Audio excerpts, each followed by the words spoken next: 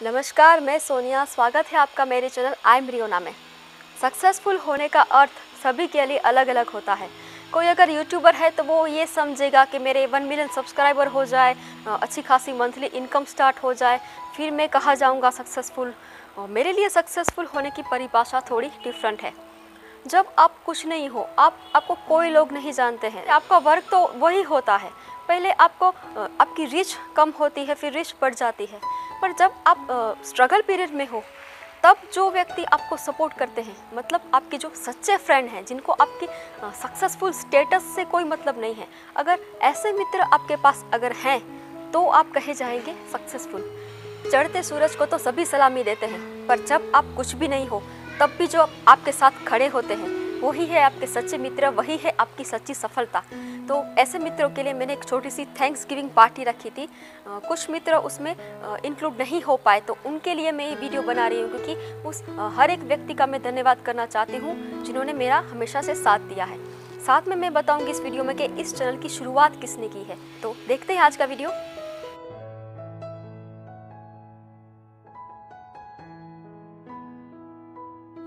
बात है 2018 की। मेरा कज़िन ध्रुव पोमल, जो अहमदाबाद में VFX और एनिमेशन का कोर्स कर रहा है, वो छुट्टियों के लिए भुज आया था। उसने कहा कि मुझे एडिटिंग के लिए प्रैक्टिस करनी है, तो चलो एक वीडियो बनाते हैं, एक मूवी बनाते हैं, तो मेरी एडिटिंग की प्रैक्टिस भी हो जाए।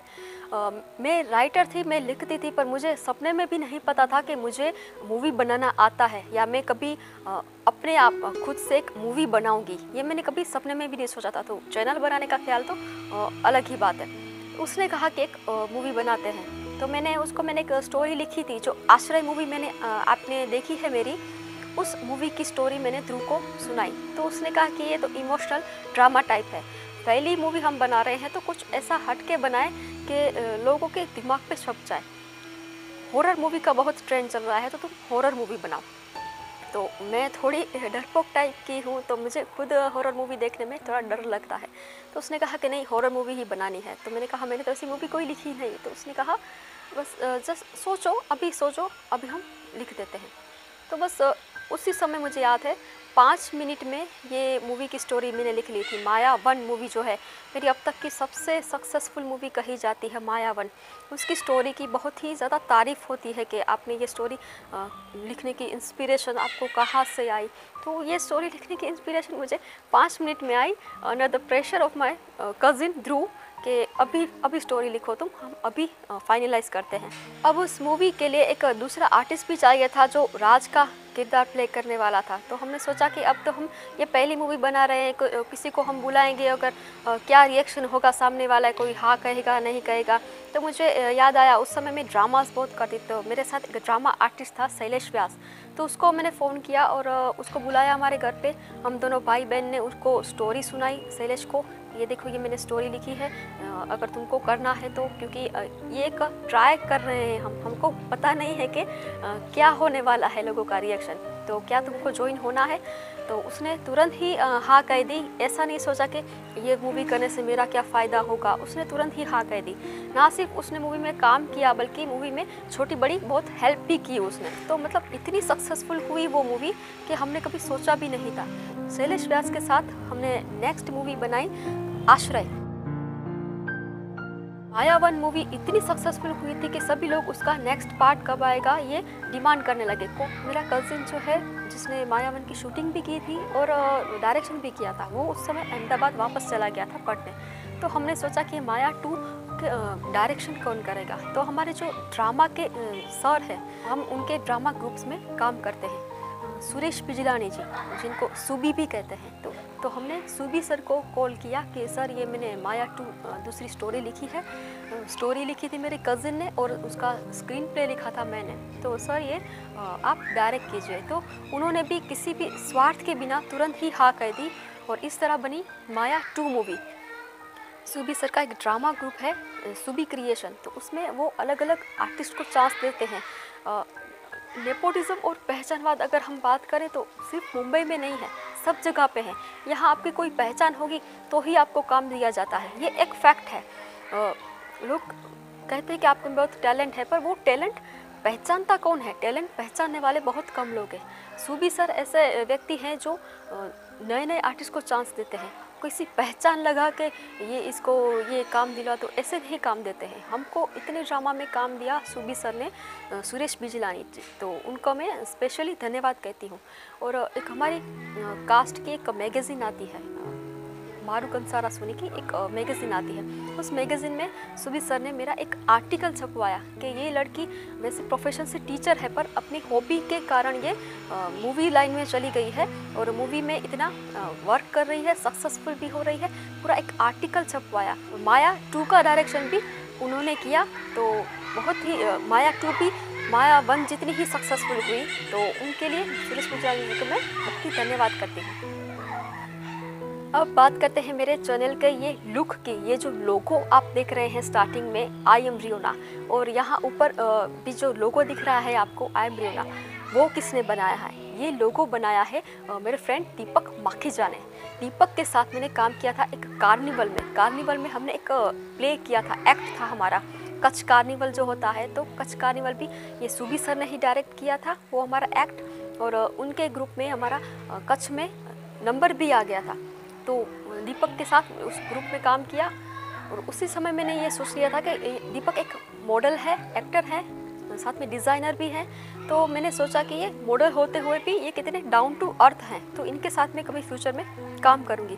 तो इनके साथ मैंने काम किया तेरी मिट्टी सॉन्ग में। तेरी मिट्टी सॉन्ग जो आपने देखा होगा, तो उसमें जो मेन लीड कैरेक्टर प्ले किया है एयरफोर्स के पायलट जो शहीद हो गए हैं, उनका कैरेक्टर प्ले किया दीपक माखीजा ने। और ये चैनल का लोगो बनाने का क्रेडिट भी जाता है दीपक माखीजा को।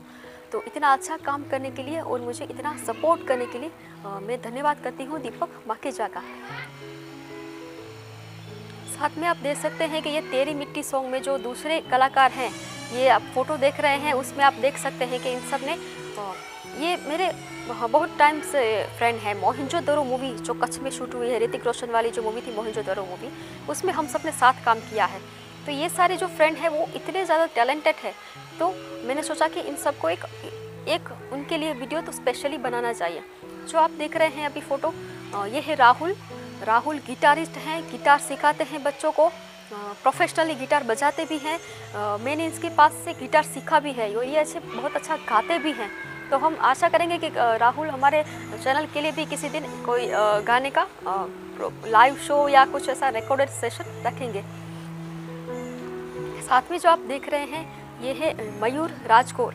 मयूर राजकौर जो लोग कहने लगे थे कि ये अक्षय कुमार के डुप्लीकेट ही लग रहे हैं, इनका लुक भी उनके जैसा ही है। और एक्टिंग की तो इनके एक्टिंग की तो क्या बात कही जाए। अगर आप इनकी एक्टिंग देखना चाहते हैं तो मयूर की यूट्यूब चैनल देखिए, मयूर एक्ट। ये डिस्क्रिप्शन में उनकी लिंक दे रही हूँ, आप देखिए इस लड़के में कितना टैलेंट है और बिल्कुल डाउन टू अर्थ। ये जो लोग मैं आपको बता रही हूँ ये सभी डाउन टू अर्थ है।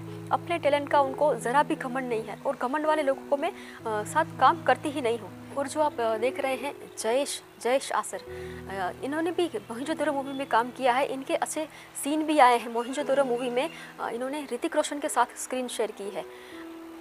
तो जयेश आसर भी बहुत अच्छे टैलेंटेड आर्टिस्ट हैं। वो साथ में आप देख रहे हैं ये हार्दिक राजकौर, ये लड़का भी इतना टैलेंटेड है। इसके साथ मेरी जो फर्स्ट मूवी थी, मैंने आपको कहा था कि योगेश वैष्णव ने मुझे, योगेश जो मेरा फ्रेंड है उसने मुझे एक मूवी में चांस दिया। जब ये कोई चैनल वेनल कुछ नहीं था मेरा, तब मेरे एक्टिंग स्किल को जानकर योगेश ने मुझे एक मूवी में चांस दिया। उस मूवी में मेरे साथ काम किया था हार्दिक राजकौर ने। तो ये लड़का भी इतना टैलेंटेड है कि आप इससे कोई भी रोल करवा लो, कुल उस लड़के में एटीट्यूड नहीं है। टैलेंट होता है उसमें, एटीट्यूड बहुत होता है, पर इस लड़के में कुछ ऐसा एटीट्यूड नहीं है। ये मूवीज़ सॉन्ग्स देखने में इतने आपको इजी लगते हैं, बनाने में बिल्कुल इजी नहीं है। इसमें बहुत ज़्यादा मेहनत लगती है। तो इन सभी व्यक्तियों का मैं धन्यवाद करना चाहती हूँ कि जिनके वजह से ये सॉन्ग तेरी मिट्टी सॉन्ग इतना सक्सेसफुल हुआ, लोगों को बहुत ज़्यादा पसंद आया। साथ में बात करती हूँ सॉन्ग के दूसरे आर्टिस्ट सुमित गोस्वामी का। सुमित गोस्वामी के साथ मैंने एक एक्ट किया था सूबी सर के नाट्य ग्रुप में। मैंने एक नाटक किया था, उसमें मैंने इस लड़के का टैलेंट देखा कि इसमें कितना टैलेंट है।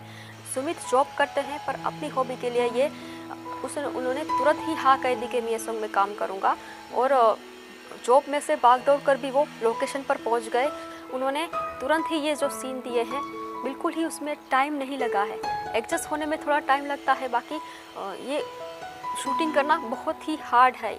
धूप में खड़े रहना, ये लेट कर सीन देना, दीपक ने भी ये धूप में लेट कर सीन दिए हैं, सुमित ने भी ये धूप में लेट कर सीन दिए हैं। बिल्कुल भी इन लोगों में जितना टैलेंट है, बिल्कुल भी उतना उन लोगों में एटीट्यूड नहीं है कि मैं ये ज़मीन पर कैसे सोऊंगा, इतनी धूप लग रही है, हमारे लिए छाता लेकर आओ। बिल्कुल भी उन लोगों में एटीट्यूड नहीं है। ऐसे आर्टिस्ट बहुत कम मिलते हैं और ऐसे मित्र बहुत कम मिलते हैं। तो मैं सुमित गोस्वामी का भी इतना ही धन्यवाद करना चाहती हूँ। साथ में उसी वो सॉन्ग में जो सुमित की माँ बने हैं, ये छत पर जो आपने देखे कि ये लेडी रो रहे हैं अपने बच्चे को याद करके, ये मेरे मदर है, मेरी मम्मी है। तो मुझे पता है कि इनको रुलाने में मुझे कितना स्ट्रगल हुआ था, क्योंकि ये हमेशा हंसती रहती है। उन्होंने कभी अपनी लाइफ में कैमरा फेस नहीं किया है, कभी अपनी लाइफ में कोई एक्टिंग नहीं की है, पर तो उन्होंने सिर्फ मेरे लिए ये रोल किया, मतलब ये सीन दिए। पर मुझे ही पता है कि मुझे उनको रुलाने में कितनी मेहनत लगी है, क्योंकि वो बहुत ही हंसमुख है, हमेशा हंसते रहते हैं। तो मेरे मम्मी को भी मैं बहुत धन्यवाद कहना चाहती हूँ। सीन देखने में बहुत इजी होते हैं, शूट करने में अच्छे फेल हो जाते हैं। तो ये सारे आर्टिस्ट ने जो ये सॉन्ग इतना सक्सेसफुल बनाया, सबको मैं धन्यवाद कहती हूँ। कुछ लोग ऐसे होते हैं जिनको एक्टिंग का शौक़ होता है, वो लोग एक्टिंग सीखने जाते हैं, हज़ारों लाखों रुपया खर्च करते हैं, फिर भी उनको एक्टिंग नहीं आती। बॉलीवुड में भी हम देखते हैं कि नेपोटिज्म के कारण काम मिल जाता है, पर उनको एक्टिंग नहीं आती है। पर कुछ कलाकार इतने नेचुरल टैलेंटेड होते हैं जिन्होंने लाइफ में कभी एक्टिंग सीखी नहीं है, पर उनमें खुद में इतना टैलेंट होता है, लोग कोई भी रोल आप उनको दो वो तुरंत ही कर सकते हैं।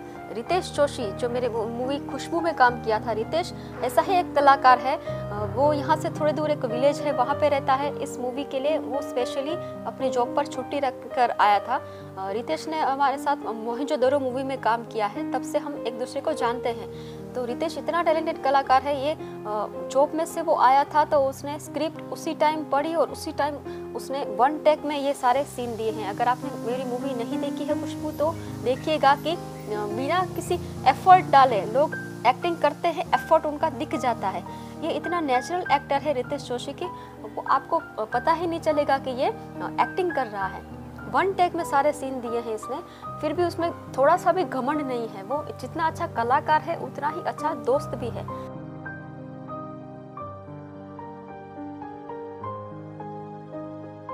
और साथ में जो आप देख रहे हैं चाइल्ड एक्टर, मेरा कजिन है दामोदर पोमल, वो भी नेचुरल इतना टैलेंटेड है। उसने दूसरी मेरी मूवी छोटू में भी काम किया था।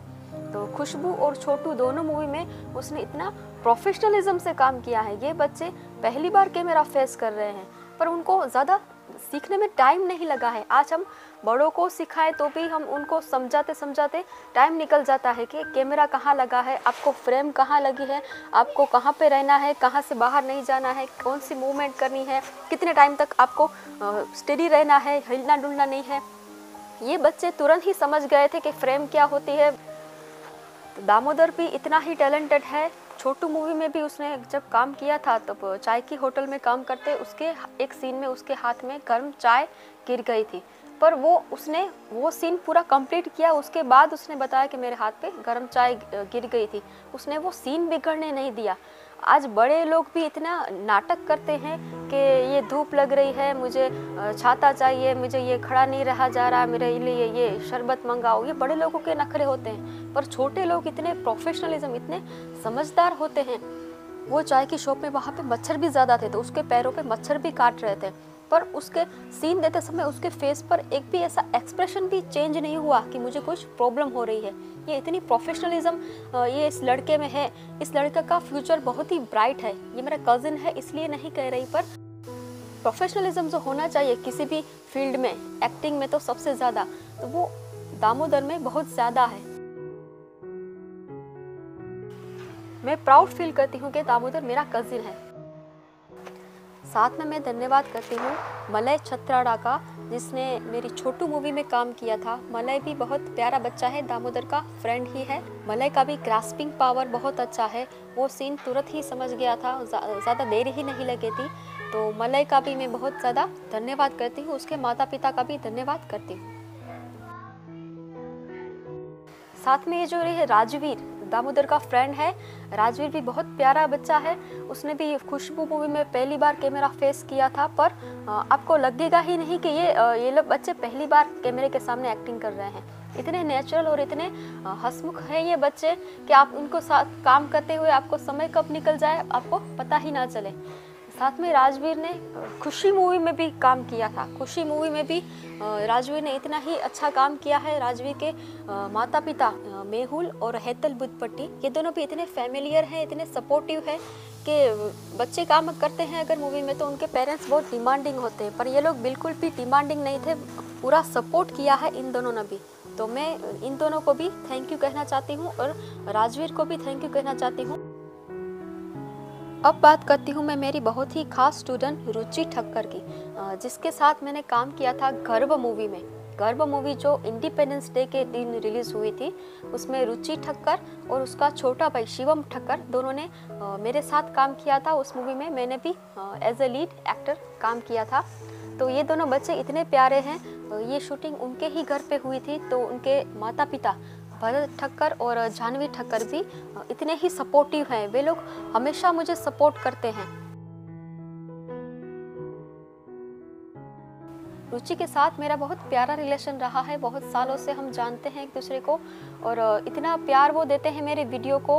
उसके माता पिता भी इतने सपोर्टिव है, उनके साथ काम करते हुए मुझे बहुत ही अच्छा लगा। ये जो गर्व मूवी है वो पूरी एक ही दिन में शूट हुई है। ये बच्चे इतने टैलेंटेड है कि मुझे इनको ज़्यादा स्क्रिप्ट समझाने ही नहीं पड़ी, वो तुरंत ही समझ जाते हैं। जो काम बड़े नहीं कर सकते वो काम कभी कभी छोटे बच्चे कर जाते हैं। तो मैं इन सबको धन्यवाद कहती हूँ, खास तौर पर रुचि को जो इतना हमेशा मेरे वीडियो को इतना प्यार देती है। और ये बच्चे शिवम और रुचि दोनों का फ्यूचर बहुत ही ब्राइट है, क्योंकि सफलता के लिए सिर्फ टैलेंट होना ज़रूरी नहीं है, पर आपका बिहेवियर कैसा है, आप में मैनर्स कैसे हैं। अच्छे मैनर्स अगर आप में हैं तो सफलता आपके कदम चूमेगी। साथ में दूसरा मेरा जो सॉन्ग था मुस्कुराएगा इंडिया, उन्होंने उस टाइम पे लॉकडाउन चल रहा था, तो सभी ने अपने घर पे ही ये सॉन्ग शूट करके मुझे क्लिप्स भेजे थे। तो ये सब जो आप देख रहे हैं स्क्रीन पर, दिव्या राजकोर, जो भी हार्दिक की मैंने बात की तो उनकी सिस्टर है दिव्या, और ये श्रद्धा को आपने देखा था मेरी मूवी माया 2 में। अब श्रद्धा की बात करें तो श्रद्धा भी बिल्कुल ही डाउन टू अर्थ है। ये दिव्या और श्रद्धा दोनों मॉडल्स हैं। ये आपके उनको एटीट्यूड पर से बिल्कुल भी नहीं लगेगा कि वो मॉडल्स हैं। मैं किसी भी टाइम उनको फ़ोन करूँगी अगले दिन आपको शूटिंग पे आना है, तो वो लोग एकदम टाइम पर दोनों पहुँच जाते हैं।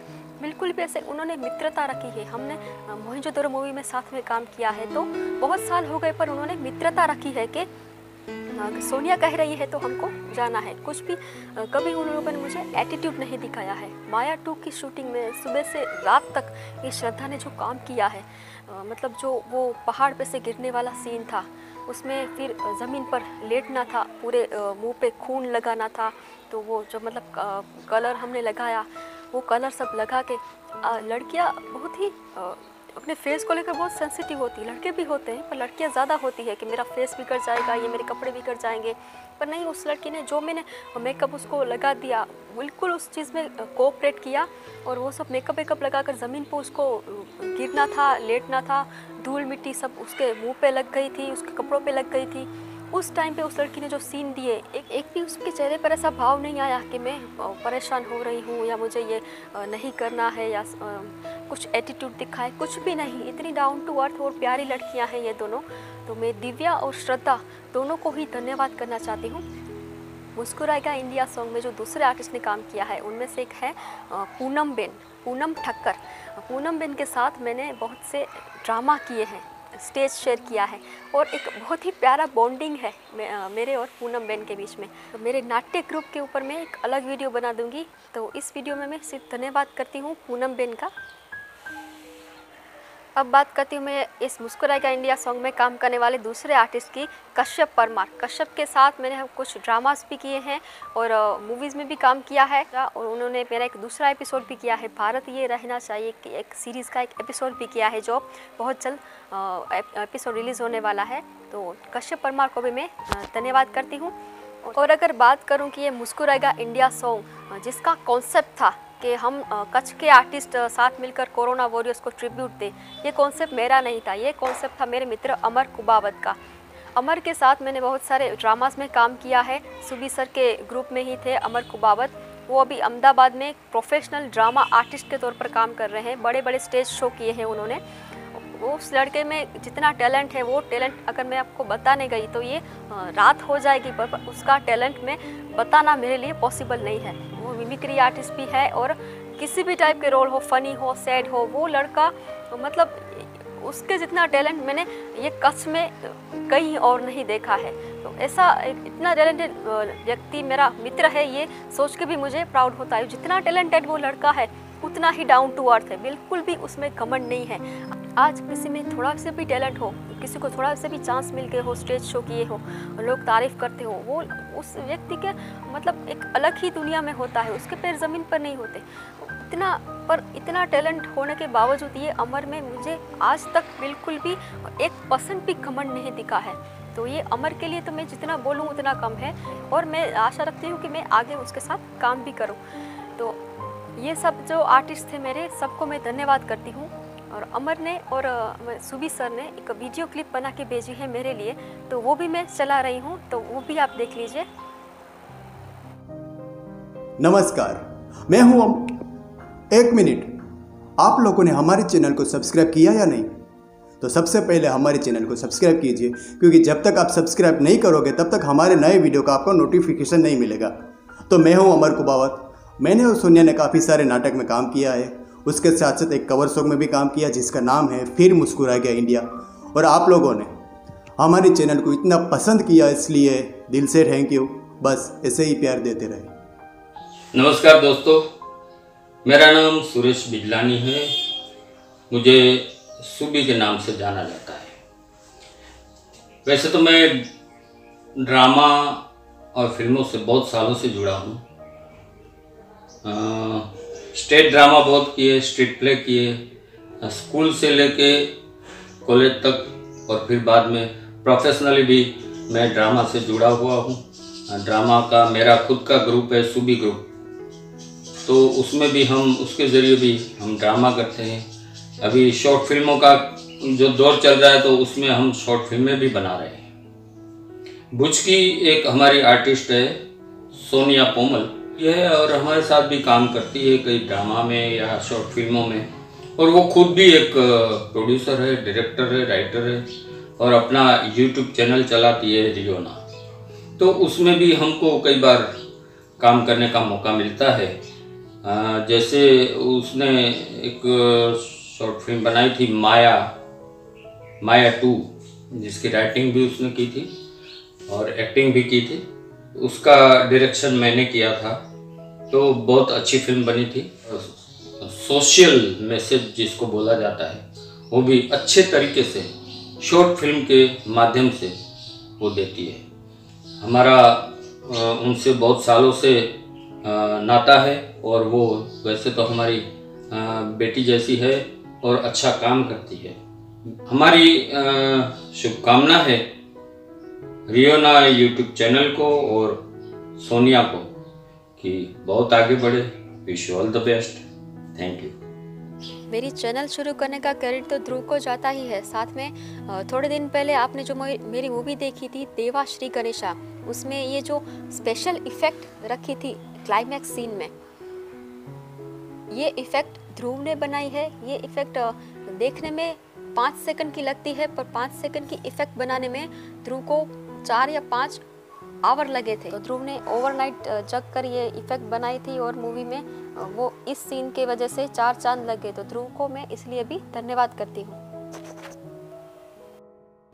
साथ में मैं धन्यवाद करती हूँ कल्पेश गोस्वामी का, जिसने मेरे suicide is not a solution नाम के वीडियो में अपने विचार रखे थे। तो थैंक यू कल्पेश। और ये जो प्यारी बच्ची आप देख रहे हैं ध्यानी जेठी, जिसने अभी रिसेंटली एक नवरात्रि का वीडियो था मेरा, उसमें गरबा प्ले किया था, माता रानी का स्वरूप लिया था। तो ध्यानी जेठी का मैं बहुत धन्यवाद करती हूँ, और उसके माता पिता भी बहुत सपोर्टिव है, तो उन दोनों का भी मैं धन्यवाद करती हूँ। इसी तरह हम आगे काम करेंगे, ऐसी आशा रखती हूँ। तो कैसा लगा आप सबको ये वीडियो, मुझे नीचे कमेंट बॉक्स में लिखकर ज़रूर बताइएगा। तो मिलते हैं नेक्स्ट वीडियो में, तब तक के लिए जय हिंद, जय श्री राम।